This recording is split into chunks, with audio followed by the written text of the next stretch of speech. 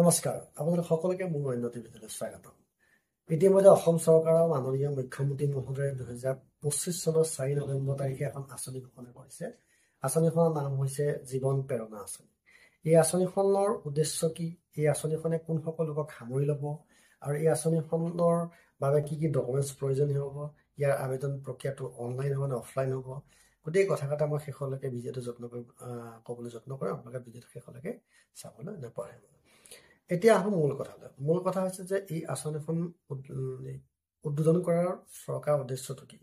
সাধাৰণতে কি হয়, এগৰাকী স্নাতক ডিগ্ৰীধাৰী ছাত্ৰ ছাত্ৰীয়ে পৰৱৰ্তী সময়ত উচ্চ শিক্ষা গ্ৰহণ কৰিবৰ কাৰণে যিখিনি ন্যূনতম ধনৰাশিৰ প্ৰয়োজন হয়, তাৰ কাৰণে তেওঁলোকে পিতৃ মাতৃৰ ওপৰত নিৰ্ভৰশীল হ'বলগীয়া হয়। আৰু বহুতো এনেকুৱা পিতৃ মাতৃ আছে যিসকলক সেই ধনৰাশিও যোগান ধৰাত অসমৰ্থ হয়। তেনেকুৱা ক্ষেত্ৰত সেই নিৰ্দিষ্ট ছাত্ৰ বা ছাত্ৰীগৰাকীৰ যি পোষ্ট গ্ৰেজুৱেটৰ যাত্ৰাই হওক বা কম্পিটিটিভ এক্সামিনেশ্যনৰ প্ৰিপেৰেশ্যনৰ কাৰণে প্ৰয়োজনীয় ধনৰাশি আৰু নিজকে প্ৰতিষ্ঠা কৰাৰ কাৰণে প্ৰয়োজনীয় সাধাৰণ যিটো ধনৰাশি বুলি ভাবা যায়, সেইখিনিও যোগান ধৰিবলৈ অসমৰ্থ হোৱাৰ কাৰণে কিছুমান আশা সেইখিনি সময়তে নিৰ্বাপিত হ'বলগীয়া হয়। গতিকে চৰকাৰে এনেসমূহ কথাৰ প্ৰতি দৃষ্টি দেখি বা লক্ষ্য ৰাখি এই আঁচনিখন উদ্বোধন কৰিছে। খুব মহৎ কৰ্ম, আমি ইয়াক স্বাগতম জনাইছোঁ। এতিয়া আহিছোঁ এই আঁচনিখনত কোনসকল লোক অন্তৰ্ভুক্ত হ'ব। যিসকল 2025 চনত ফ্ৰেছ গ্ৰেজুৱেট হ'লেই নহ'ব, চৰকাৰী স্বীকৃতিপ্ৰাপ্ত মহাবিদ্যালয় বা ইউনিভাৰ্চিটিৰ আণ্ডাৰত হ'ব লাগিব। 2 নম্বৰ, তেওঁলোক অসমৰ স্থায়ী বাসিন্দা হ'ব লাগিব, পাৰ্মানেণ্ট ৰেচিডেন্স অফ আছাম হ'ব লাগিব আৰু তেওঁলোকৰ বেংক একাউণ্ট থাকিব লাগিব। এতিয়া আহিলোঁ আবেদন প্ৰক্ৰিয়াটো কি। আবেদন প্ৰক্ৰিয়াটো অনলাইন হ'ব আৰু এই আবেদনৰ পিছত কিছুমান চিলেক্টেড কৰা হ'ব চৰকাৰে। তাৰ কাৰণে তেওঁলোকৰ এটা নিৰ্দিষ্ট প্ৰক্ৰিয়া থাকিব আৰু এই আঁচনিৰ অধীনত চৰকাৰে কিমান টকাকৈ প্ৰদান কৰিব। চৰকাৰে প্ৰত্যেক মাহে 2500 টকাকৈ 1 বছৰৰ কাৰণে প্ৰদান কৰিব। মনত ৰাখিব, 2500 টকাকৈ 1 বছৰৰ কাৰণে।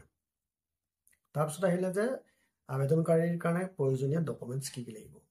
একদম মূল কথা এইটো হৈছে, একদম খুব জৰুৰী কথা, মন দি শুনিব যে আবেদনকাৰীৰ কাৰণে এখন পাৰ্মানেণ্ট ৰেচিডেন্সটো আমি গম পালোৱেই।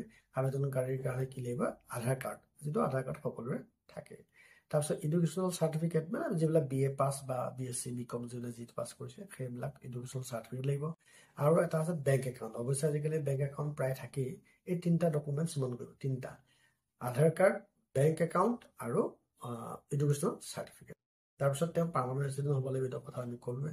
এই গোটেই ডকুমেণ্টছ কেইটালৈ আপোনালোকে অনলাইন কৰিব পাৰিব। কৰাৰ পিছত আপোনালোকে চিলেক্ট কৰিব, চিলেক্টেড কৰাৰ পিছত আপোনালোকে সেই নিৰ্দিষ্ট ধনৰাশি পাবলৈ সক্ষম হ'ব।